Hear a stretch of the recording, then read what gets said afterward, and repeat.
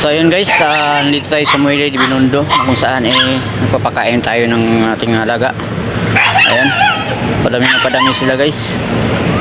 Ayan, ayan.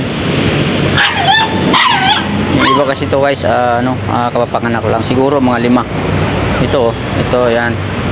Saka yung kulay gray. So ito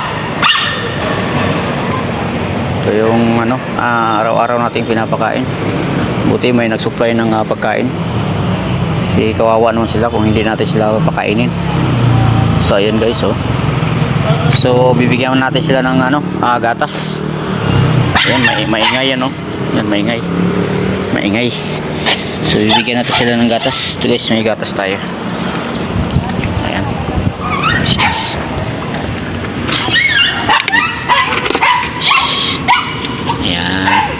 iinom sila ng gatas.